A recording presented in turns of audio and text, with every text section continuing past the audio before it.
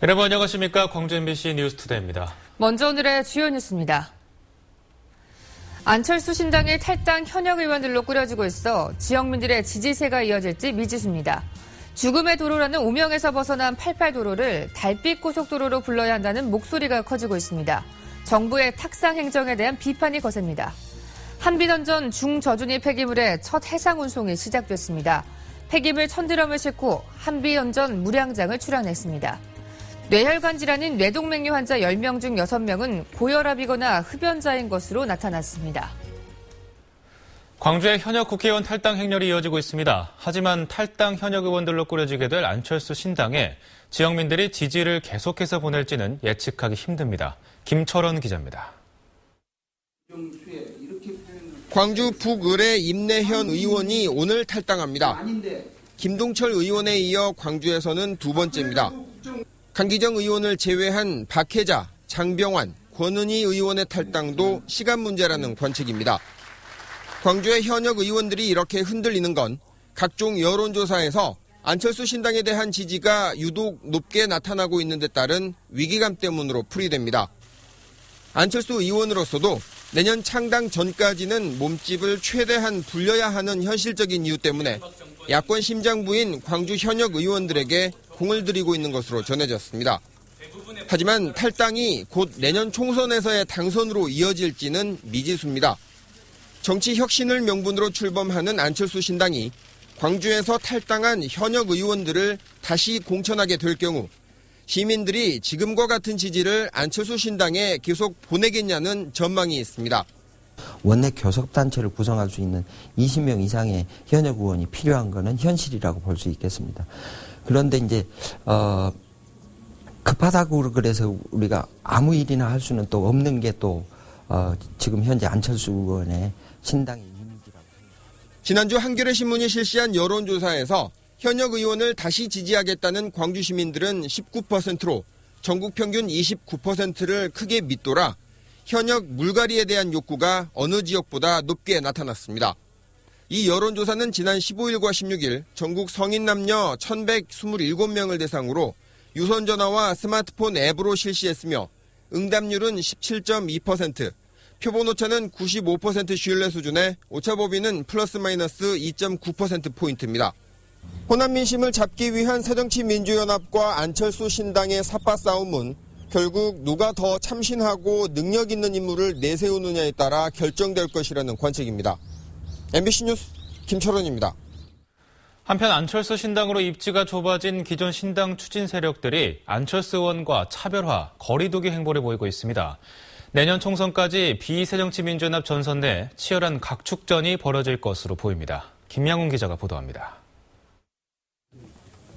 천정배 의원은 안철수 의원이 새정치민주연합과 연대 가능성을 차단한 것과 관련해 단정적으로 그렇게 말하면 안 된다고 각을 세웠습니다. 독자 신당 창당을 선언한 안 의원을 잠재적 통합 대상으로 보면서도 흡수 대상이 되는 것을 우려하며 주도권 확보에 나선 모습입니다. 전 의원은 안 의원과 연대 의지를 나타냈지만 새정치민주연합을 탈당한 의원들이 안 의원 측에 합류하는 모습을 보면서 복잡한 심정을 내비쳤습니다. 우리가 목표나 원칙이 있을 텐데 그것들이 상충되는 것들이 항용이 있지 않습니까? 그런 점들을 앞으로 어떻게 원칙에 맞게 잘. 박준영 신민당 창당준비위원회 대표도 안철수 의원을 견제하고 나섰습니다. 노선이나 어떤 사람과 함께 갈지 알 수가 없어 안 의원 신당 움직임을 보면서 창당 작업을 추진하겠다는 것입니다.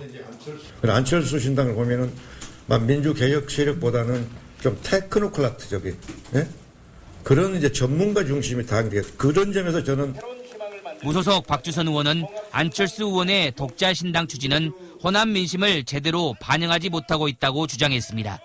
그것은 창당이 얼마나 신속하게 빠른 시일 내에 만들어지느냐보다도 더 중요한 것은 얼마나 민심을 넓게 수용하고 지지를 넓게 받느냐가 더 중요하다.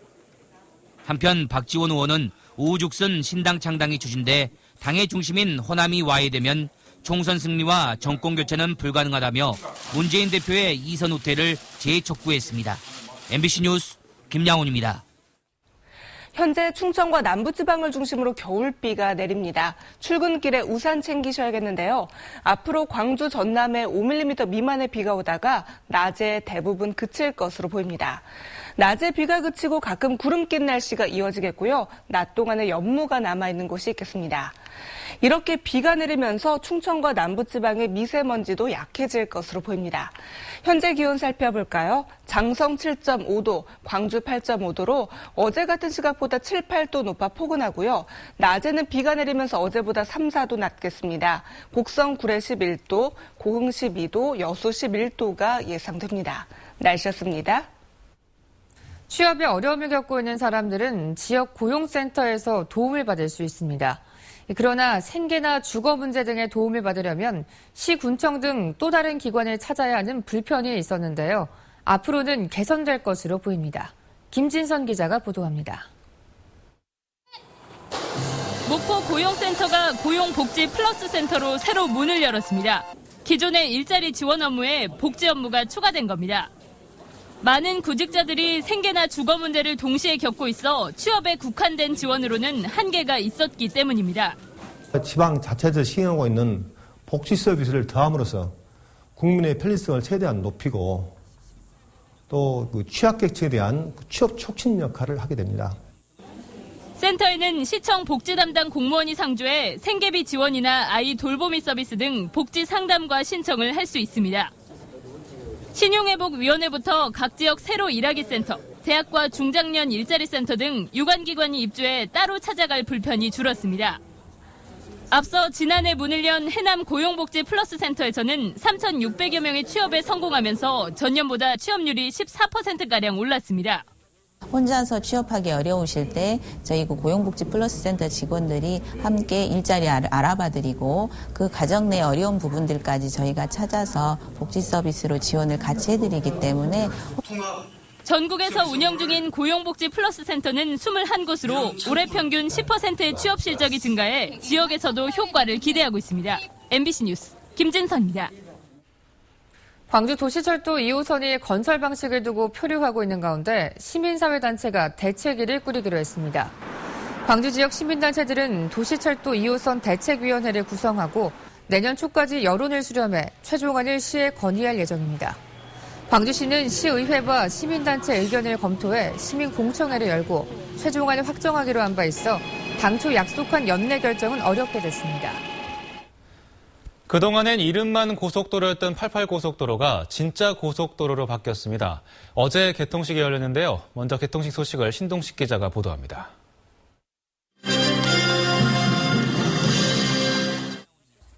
(88) 올림픽 고속도로가 2차로에서 4차로로 확장 개통됐습니다. 광주에서 대구까지 거리는 기존의 182km에서 172km로 줄었습니다. 제한 속도는 시속 80km에서 100km로 높아졌습니다. 운행 시간은 2시간 10분대에서 1시간 40분대로 30분가량 단축됐습니다. 활발한 인적 교류와 물류 이동을 촉진해서 새로운 도약의 기회를 제공하게 될 것입니다. 영남과 호남 지역의 물리적 이동 거리가 가까워진 것을 기념하는 동서 화배 동산도 조성됐습니다. 4차로 확장과 함께 88고속도로가 역사 속으로 사라지고 광주 대구 고속도로가 동서 화합의 상징으로 새 길을 열었습니다. MBC 뉴스 신동식입니다. 4차로 확장 개통을 계기로 88고속도로라는 이름도 역사의 뒤안길로 사라졌습니다. 하루가 멀다 하고 사망사고가 발생하면서 죽음의 도로라는 오명도 붙여졌는데요. 함께 잊혀질 것으로 전망됩니다. 정영욱 기자입니다. 지난 1981년 10월 영호람을 잇는 남북 내륙 횡단도로가 착공됩니다.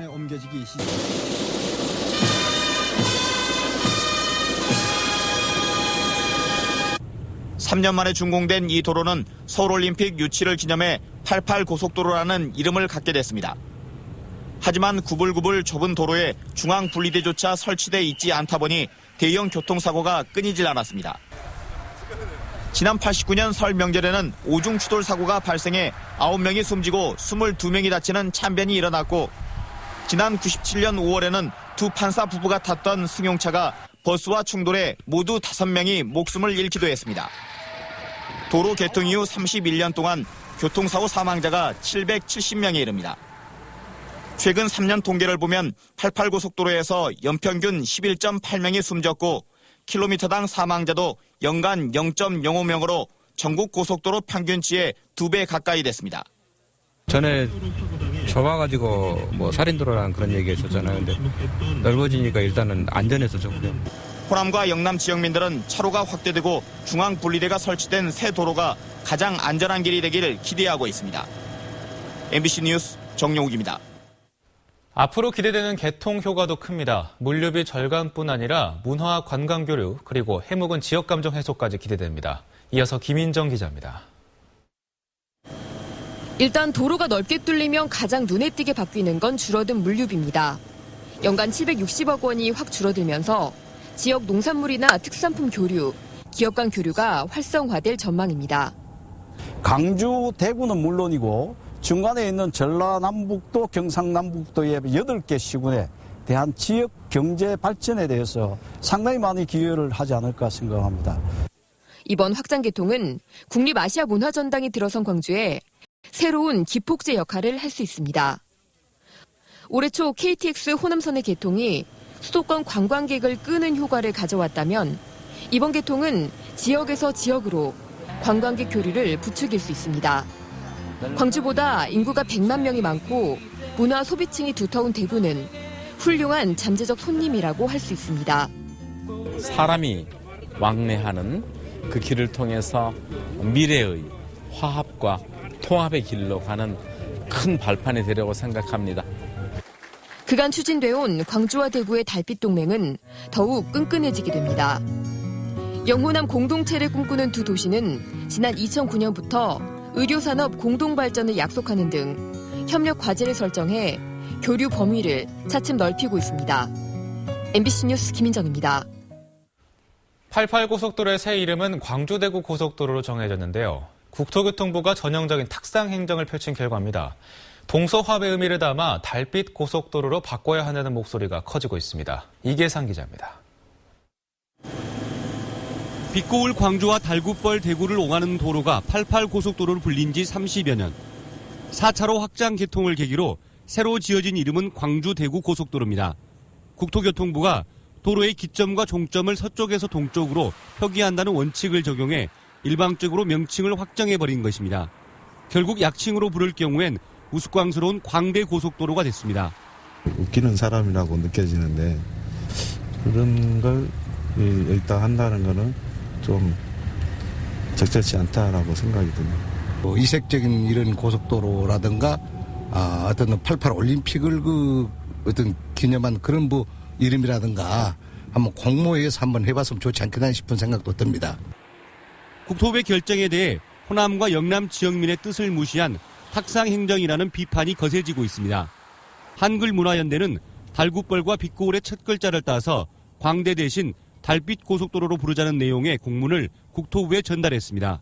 그것을 생활 속에 쓸 수 있기 때문에 더더욱 사람들에게 정감 있는 말로 다가갈 거라고 생각합니다.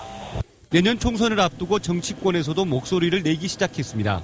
김부겸 전 국회의원은 광주와 대구가 추진 중인 달빛 동맹의 뜻을 담아서 도로 명칭을 달빛 고속도로로 바꿔야 한다고 주장했습니다. 달구벌과 빛고울 두 도시의 미래와 우정을 위해서 이 고속도로는 달빛 도로로 하는 것이 두 지역 시민들에게 최소한도의 기쁨과 예의라고 생각합니다. 동해와 중앙 기존 88고속도로까지 고속도로 명칭은 국토부 주장과 달리 기점 종점을 넣지 않은 사례가 얼마든지 있습니다. 광주시와 대구시가 이제라도 적극적으로 나서서 정부와 국토부를 설득해야 한다는 목소리가 높아지고 있습니다. MBC 뉴스 이계상입니다. 올 한 해 광양만권은 지속된 경기 침체로 어려운 여건 속에서도 돌파구를 찾기 위한 다양한 노력들이 일부 성과로 이어진 한 해로 평가됩니다. 김주희 기자가 보도합니다. 국제철강 경기가 지속적으로 악화되고 포스코 건설 비리 의혹까지 더해지면서 올 한 해 포스코 광양제철소는 위축될 수밖에 없었습니다. 이에 신임 회장 체제 아래 포스코 광양제철소는 5대 혁신안을 내놓고 극한의 체질 개선에 나섰지만 지역 경제 전반이 크게 위축되는 결과를 초래했습니다. 광양항도 국내외 경쟁이 치열해지고 정부의 투포트 정책까지 사실상 실종되면서 또 한 번 위기에 내몰렸습니다. 컨테이너 처리 물동량이 인천항에 밀리면서 국내 2위 항만 자리를 내주할 처지에 놓였습니다. 그나마 다행스러운 점은 최근 광양항을 국내 최대 산업 클러스터항이자 동북아 자동차 환적 허브로 육성하겠다는 정부의 중장기 발전 전략이 마련됐다는 부분입니다. 우리 그 발전 전략상으로는 300만 TU 달성 시점을 대략적으로 한 2022년에서 23년 정도로 보고 있는데, 우리 입장에서는 이 발전 전략을 최대한 활용해서 시너지 효과를 불러 모아서 한 2018년에서 19년까지는 꼭 달성하려고 우리 PA 차원에서는 혼신의 노력을 다할 계획이 있습니다. 불황의 그늘 속에서 여수산단에 대한 정부의 혁신산단 지정은 연구 혁신 역량 강화와 근로 환경 개선 사업을 위한 새로운 기반이 됐습니다. 여수와 광양에 각각 개소한 창조경제혁신센터도 짧은 기간이지만 지역의 경제 성장을 견인하는 고심점으로 가능성을 확인할 수 있었습니다. 전남의 유관기관과 같이 코업을 해서 창업에 대해서 신경을 좀 쓰도록 할 것이고요. 그분들하고 결국은 이제 서로가 이제 융합하는 부분이 가장 성과에 극대화를 이룰 수 있는 지름길이라고 생각합니다. 광양세풍산단 조성사업은 PF와 주민보상 문제 등을 놓고 진통 끝에 첫 삽을 뜰 수 있었습니다. 광양세풍산단 조성사업으로 기능성 화학소재 클러스터 조성을 통한 광양만권 경제발전의 기대감도 커졌습니다. 좀처럼 호전될 줄 모르는 경제 여건 속에서도 올 한 해 광양만권 경제계는 새로운 돌파구를 찾아내기 위해 분투하며 새로운 시도에 주저하지 않았던 한 해로 평가됩니다. MBC 뉴스 김주희입니다. 한비던전 방사성 폐기물을 바다를 통해 운송하는 작업이 시작됐습니다. 한국원자력환경공단은 한비던전의 방사성 폐기물 1000드럼을 실은 전용 운반성 청정누리호가 방패장에 있는 경주를 향해 어제 처음 출발했다고 밝혔습니다. 한편 일부 어민들은 협상이 마무리되지 않은 상태에서 해상 운송이 강행됐다며 반발하고 영광군의회 원전특위 위원장에 대한 주민 소환을 추진하고 있습니다. 뇌혈관 질환인 뇌동맥류 환자 10명 중 6명은 고혈압이거나 흡연자인 것으로 나타났습니다. 또 여성 환자가 남자 환자보다 2배 많으며 50대와 60대 환자 비중이 전체의 절반을 차지하는 것으로 조사됐습니다. 전남대병원이 최근 5년 동안 뇌동맥류로 수술 치료를 받은 환자 1,900명을 대상으로 분석한 결과 이같이 나타났습니다. 뇌동맥류란 뇌동맥의 벽이 약해지면서 풍선 모양으로 부푼 상태를 말하며 터지게 되면 뇌출혈이 일어나게 됩니다. 구급차 길터주기, 이른바 모세의 기적이라고 불리는 영상이 공개됐습니다. 담양소방서는 지난 주말 12명의 사상자가 발생한 담양의 오중 추돌 사고 당시 현장으로 출동하는 과정에서 도로 위에 차량들이 양쪽으로 길을 비켜주며 구급차에 길을 터주는 모세의 기적이 일어났다고 밝혔습니다. 담양소방서는 차량 운전자들의 협조로 부상자를 조기에 후송할 수 있었다며 감사의 뜻을 전했습니다. 순천경찰서는 유치원생들에게 음식을 강제로 먹인 혐의 등으로 유치원 보육교사 25살 장모 씨를 불구속 기소 의견으로 검찰에 송치했습니다. 장 씨는 지난달 6일 6살 김모 군의 입에 3차례 정도 음식을 강제로 밀어넣고 김 군의 손등을 손바닥으로 때린 혐의를 받고 있습니다. 김 군은 당시 구토를 하면서 얼굴에 모세혈관이 터져 눈 아래 멍이 들었고 사건 이후 정신과 심리치료를 받은 것으로 알려졌습니다. 보육교사 장 씨는 경찰 조사에서 김 군이 밥을 빨리 먹지 않은 것에 화가 나 음식을 강제로 먹였다고 진술했습니다.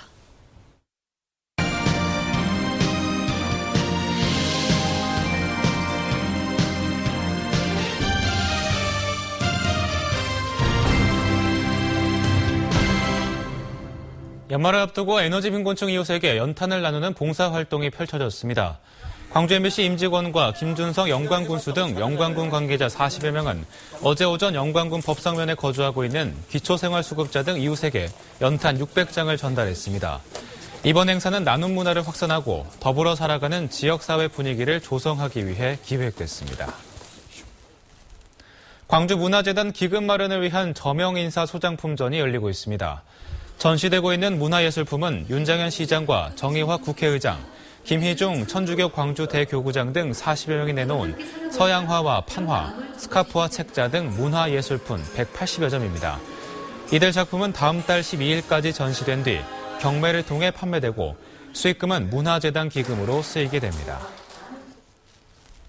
여수 화태도가 마침내 육지가 됐습니다. 화태대교가 어제 개통했는데 앞으로도 남해안에 서물 있는 다리들이 연이어 모습을 드러낼 예정입니다. 권남기 기자입니다. 높이 솟은 두 개의 주탑 사이로 100개가 넘는 케이블이 다리를 감쌉니다. 11년 동안의 공사 끝에 여수 돌산과 화태도를 잇는 화태대교가 개통됐습니다. 길이 1.3km의 사장규, 주탑의 높이는 130m로 특수 철강 주탑으론 국내 최대 규모입니다. 세계적으로 주탑 높이로 봤어도 강제 주탑으로 봤을 때도 그 세계에서 4위가 되는 아주 큰 다리입니다.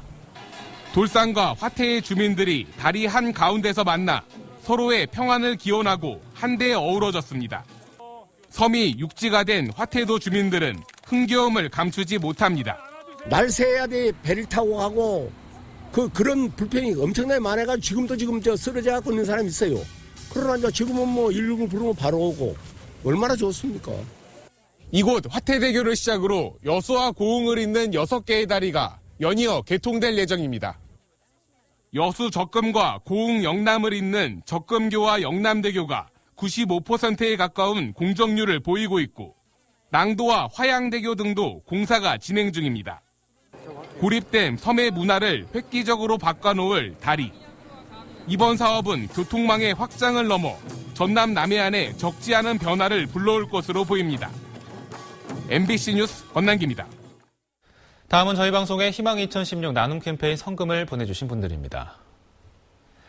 광주 남구 봉선 1동 제18통 68만 원, 제12통 24만 3천 원, 제14통 40만 원, 제2통 61만 2천 원, 월성동 무학초등학교 31만 5천 원, 한마음 산악회 박임금 회장과 회원 1동 20만 원, 전남 담양군 무정면 안평리 주민 17만 원, 동산 2구 주민 23만 3천 원, 올해 1구 주민 11만 7천 원, 덕곡리 주민 30만 4천 원, 화순군 도곡면 쌍옥리 2구 주민 30만 원, 대곡리 3구 주민 25만 원, 신덕리 3구 주민 20만 원, 농공당지 대양유통 30만 원, 주식회사 거원산업 50만 원, 주식회사 대성환경 10만 원, 남명 사평 4구 주민 10만 원, 영광군 묘량면 생활개선회 10만 원, 덕흥 삼리 삼성주유소 유혜경 대표 10만 원, 장등경로당 10만 원, 주식회사 세안푸드먼트 30만 원, 대호축산 오세영 대표 50만 원, 영양 삼리 주민 9만 원, 영양 삼리 이완신님 10만 원, 사묘 2구 오재용님 10만 원, 신천 1위 주민 11만 원, 구례군 구례읍 구례 사무아파트 분여회 20만 원, 문청면 월평 여성경로당 5만 원, 월평 남성경로당 5만 원, 문척경로당 10만 원입니다. 성금을 보내주셔서 감사합니다.